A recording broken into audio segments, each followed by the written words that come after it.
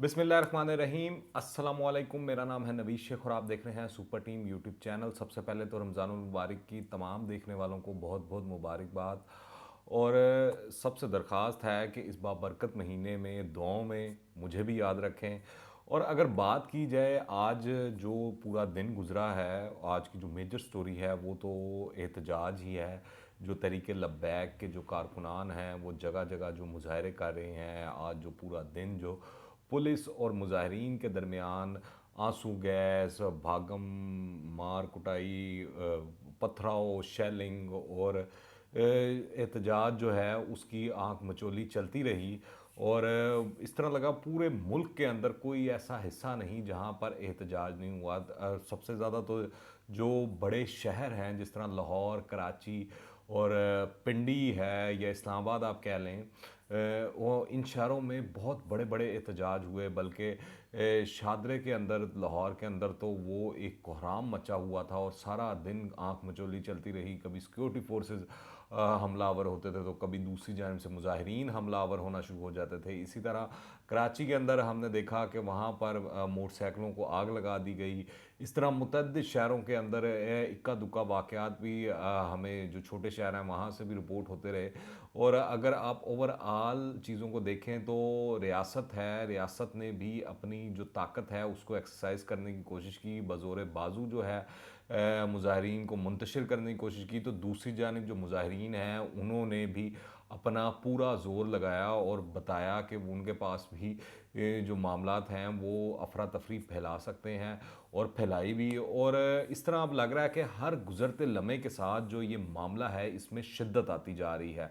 बहुत से शहरों में तो अभी भी जो सिक्योरिटी फोर्सेस हैं और जो मुजाहिरीन हैं उनमें घुमसान का रंग पड़ा हुआ है। और कई जगहों पर तो हमने देखा कि पुलिस वालों को बड़ी मार पड़ी और उनको पीछे भी हटना पड़ा। और हमने वो एक फुटेजेस और वीडियोस भी बहुत इस हवाले से वायरल हुई हैं। इसके अलावा ये भी इतलात आती रहीं कि जो एम्बुलेंसेस हैं उनको भी बाज़ जगहों पर नहीं गुजरने दिया गया और मीडिया के जो वर्कर्स हैं उनके ऊपर भी जो मुजाहिरीन हैं वो उन्होंने उनके हवाले से भी नापसंदीदगी का इजहार किया। तो इस तमाम जो सूरत हाल है और जो मामला चलता रहा, आज बड़ी बड़े इजलास हुए, बड़ी बड़ी मीटिंग्स हुई। जो इस मुल्क के बड़े हैं वो मिल के बैठे और उन्होंने बड़े अच्छे तरीके से तमाम सूरत हाल का जायज़ा लिया और सोचा कि आगे का क्या रास्ता निकाला जाए और किस तरह मामलात को आगे लेकर जाया जाए। तो अगर आप सबसे पहले जो पाकिस्तान के जो सबसे बड़े हैं वो हैं वज़ीर आज़म इमरान खान साहब, अगर उनका देखें तो उन्होंने के उनसे मंसूब एक बयान जो है वो जारी हुआ है। उन्होंने कहा है कि एहतजाज की आड़ में शरपसंद अनासर को मुल्की अमन ख़राब करने की इजाज़त नहीं दी जाएगी।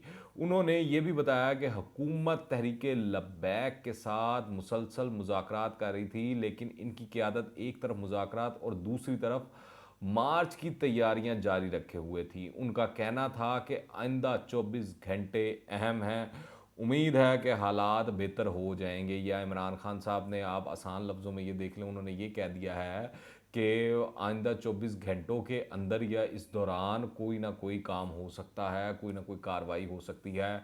आज ये भी इतलात आती रहीं जो टीएलपी का दफ्तर है या जहाँ इनका सबसे बड़ा मरकज़ है मुल्तान रोड पर, वहाँ से कि वहाँ पर रेंजर्स का ऑपरेशन भी हो सकता है, सिक्योरिटी फोर्सेस का ऑपरेशन भी हो सकता है। फिर ये भी जो वज़ीर कानून पंजाब हैं बशारत ताहिर बशारत चीमा साहब, उनके हवाले से चलती रहीं कि रेंजर्स से भी अगर मामलात कंट्रोल ना हुए तो फिर फ़ौज को भी बुलाया जा सकता है। तो आप देखें आज इमरान खान साहब ने जो सिपह सलार पाकिस्तान है जनरल कमर जावेद बाजवा, उनसे अहम मुलाकात की जिसमें जो एजेंडा था वो ये था मुल्क की सिक्योरिटी सूरत हाल पर तफसीली गुफ्तगू की गई। यानी यकीनी तौर पर ये जो मामला चल रहा है ये भी ज़ेर बहस आया होगा और इस हवाले से भी ऑप्शंस देखी गई होंगी कि किस हवाले से और किस तरह जो मुजाहिरीन हैं उनको मुंतशिर किया जा सकता है या कोई ना कोई दरमियानी रास्ता निकाला जा सकता है जिससे जो पूरा मुल्क एक कैफियत में जकड़ा हुआ है उससे बाहर निकल कर आ सके। क्योंकि आप देखेंगे जो एहतजाज हो रहे हैं, सारी चीज़ें हो रही हैं, इंटरनेशनली भी पाकिस्तान को इसका काफ़ी डैमेज हो रहा है और नुकसान हो रहा है। जो आप इंटरनेशनल न्यूज़पेपर अगर पढ़ें तो आपको पता लगेगा, इंडिया हो गया, गल्फ़ हो गया, मिडल ईस्ट हो गया, आप देखें यूरोप के जो न्यूज़पेपर्स हैं और इसी तरह जो बड़ी बड़ी न्यूज़ वायर्स हैं जैसे रॉयटर्स है, एएफपी है, वो पाकिस्तान के बारे में क्या रिपोर्ट कर रही है। इसी तरह यूएसए के अंदर भी जो खबरें लगाई जा रही हैं वो बड़ी एंगल्ड और पाकिस्तान के ख़िलाफ़ लगाई जा रही हैं और एक ख़ास किस्म का माइंडसेट पोर्ट्रे किया जा रहा है कि पाकिस्तान में जो है ये मामलात इस नहज तक पहुंच सकते हैं कि फिर बातचीत और मामलात किसी के कंट्रोल में ना रहें। तो दूसरी जानिब जो अगर पंजाब की बात की जाए तो पंजाब के अंदर उस्मान बुज़दार वैसे बयान भी उन तो नहीं देते पर उन्होंने एक तगड़ा बयान दे दिया। उन्होंने कहा है कि इंतज़ामिया और पुलिस को कानून शिकनी करने वालों के ख़िलाफ़ बिला इम्तियाज़ कार्रवाई करने का हुक्म देते हुए कहा है कि रिट ऑफ द गवर्नमेंट पर कोई समझौता नहीं होगा। तो उस्मान बुज़दार साहब ये कह रहे हैं, उस्मान बुज़दार को चाहिए था कि जो उनके पुलिस वर्कर्स हैं, जो पुलिस वालों ने मार खाई है उनकी इयादत करने चले जाते कम से कम, या कुछ ना सही उनको एक चलें छोटा मोटा मैसेज ही कर देते या फ़ोन पर ही बात कर लेते, उनको दिलासा ही दे लेते। बड़े लोगों ने आज जो फुटेजेस आई हैं बड़ी दिल दहला देने वाली और चौंका देने वाली थी पुलिस फोर्सेस के हवाले से। दूसरी जानिब वफाकी वज़ीर दाखिला जो शेख रशीद अहमद हैं, उन्होंने कैटेगोरिकली डिनाई कर दिया है कि जो हाफिज़ साद रिजवी साहब हैं उनको रिहाई नहीं दी जाएगी, उनको अंदर ही रखा जाएगा।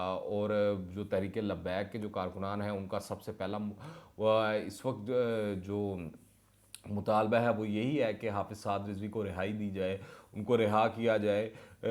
तो आज शेख साहब ने भी एक बड़ी अहम इजलास की सदारत की और इजलास के अंदर पंजाब पुलिस के सरबराह भी थे और चीफ सेक्रेटरी भी थे जो वीडियो लिंक के ज़रिए शामिल हुए। इसके अलावा इस्लामाबाद के चीफ कमिश्नर और आईजी के अलावा वफाकी वज़ीर बराए मजहबी अमूर जो हैं नूरुल हक कादरी ने भी शिरकत की। ये वही कादरी साहब हैं जिन्होंने दोनों मुआहदों के अंदर जो पहले हुआ और उसके बाद जो एक्सटेंशन मिली उसको 20 अप्रैल तक की, उसके अंदर भी ये कादरी साहब ने साइन किए हुए थे। शेख साहब का भी एक मुआहदे में साइन है और उससे पहले जो ब्रिगेडियर रिटायर एजाज शाह साहब हैं उनके भी हैं।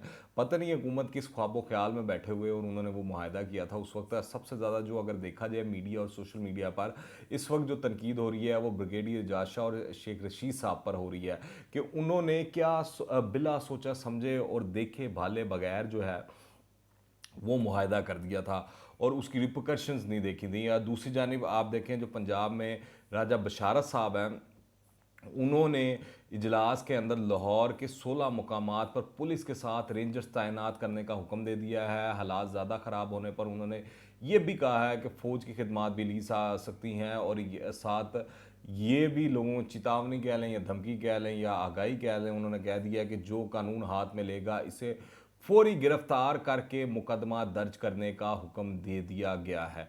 इजलास में फैसला किया गया कि पुलिस और रेंजर्स की जिम्मेदारी होगी कि अमन अमान की सूरत हाल को बेहतर बनाएं। ताहम जिस तरह मैंने आपको शुरू में बताया कि हालात ख़राब होने की सूरत में पाक फ़ौज को भी तलब किया जा सकता है। दूसरी जानिब आप देखें जो जितने भी हुकाम हैं और सारा कुछ जो गवर्नमेंट है उसने ये भी डिसाइड किया है कि जिन इलाकों में ये मुजाहरे या पुरतशद्दुद वाक़यात ज़्यादा होंगे वहाँ पर इंटरनेट भी बंद कर दिया जाएगा और साथ साथ जो मोबाइल सर्विसेज हैं उनके बारे में कहा गया है कि वो जो है जारी व सारी रहेंगी मगर जो इंटरनेट तक रसाई है वो बंद कर दी जाएगी ताकि वो चीज़ें इतनी आसानी से आगे ना जा सकें और इधर उधर लोगों तक पैगाम उस तरह ना पहुंच सके जिस तरह इंटरनेट से तेज़ी से आप हज़ारों लोगों लाखों लोगों तक अपना पैगाम पहुंचा देते हैं।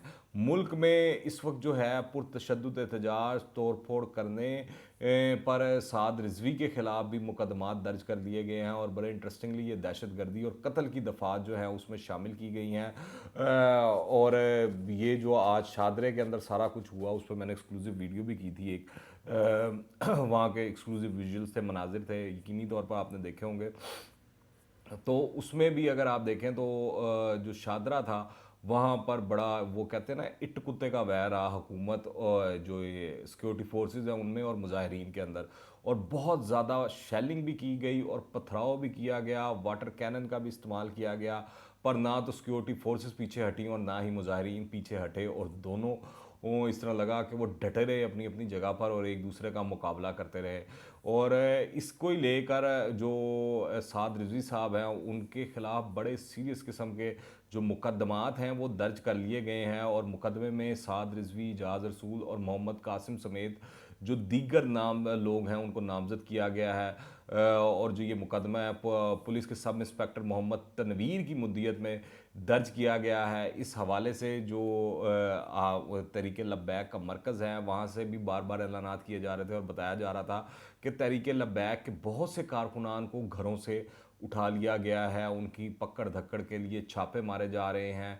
और साथ साथ वो वहाँ से ये भी सारा दिन ऐलान करते रहे कि जो जो कारकुनान हैं वो जल्द से जल्द यहाँ पर पहुँचे और एक अहम फैसला करने वाले हैं।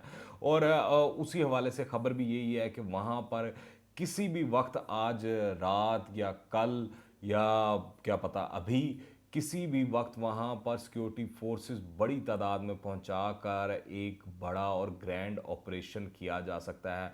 अब देखना है कि इमरान खान साहब ये इंतखाई कदम जो हैं वो उठा जाते हैं या फिर दोबारा से कोई दरमियानी रास्ता निकालने की कोशिश करते हैं। अगर इस्लामाबाद की बात की जाए तो इस्लामाबाद के अंदर एंटर और एग्ज़िट के जितने भी रास्ते हैं वहाँ पर या तो मुजाहिरीन बैठे हुए हैं या हुकूमत ने खुद कंटेनर लगाकर अल्हम्दुलिल्लाह सील कर दिया, यानी कि ना कोई आ सकता है और ना कोई जा सकता है।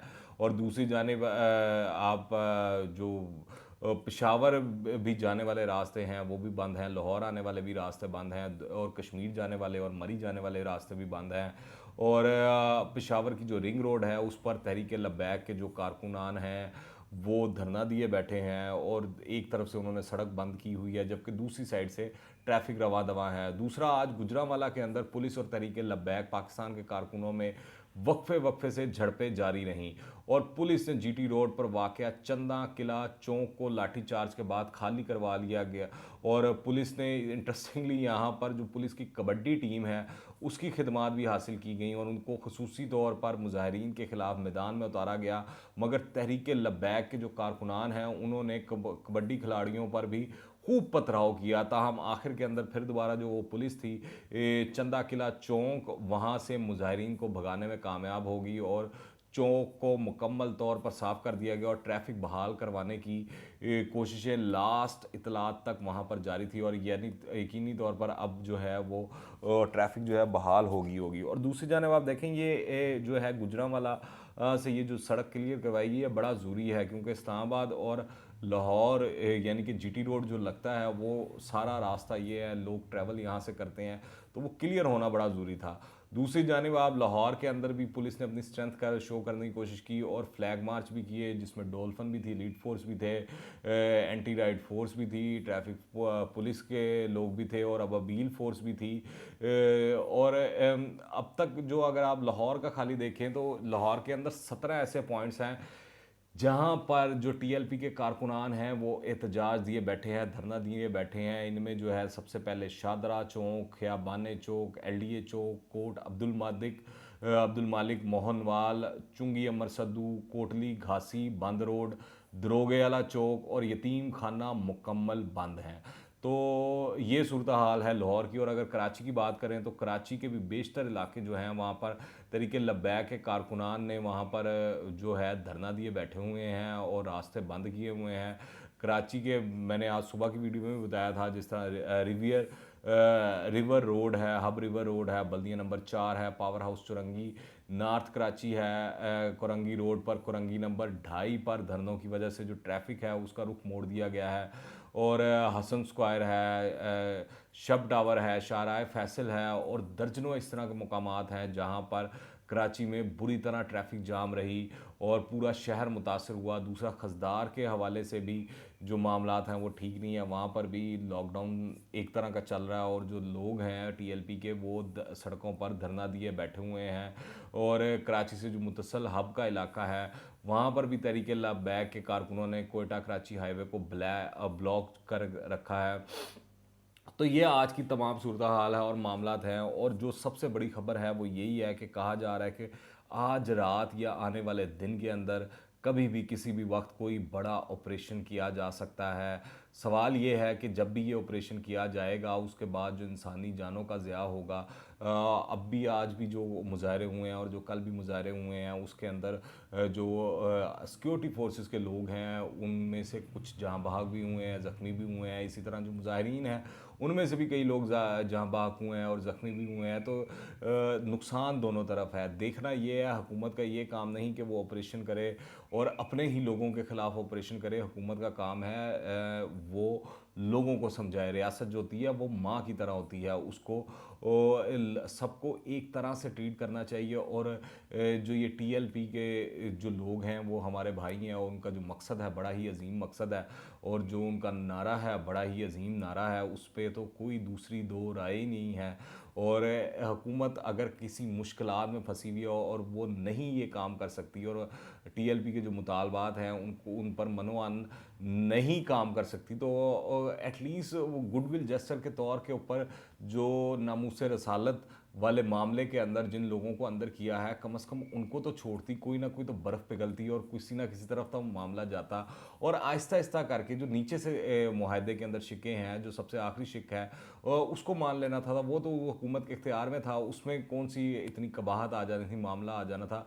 अगर हुकूमत अपना गुडविल जेस्चर शो करती और शुरू दिन से बेहतर तरीके से हैंडल करती इस मामले को, तो ये इतना आगे ना बढ़ता और चीज़ें वक्त से पहले और राइट टाइम के ऊपर कंट्रोल हो जाती तो ज़्यादा बेहतर था। अब ये है कि हुकूमत ने एक पूरा वो कहते हैं मसलिस्तान बना दिया इस तमाम इशू को।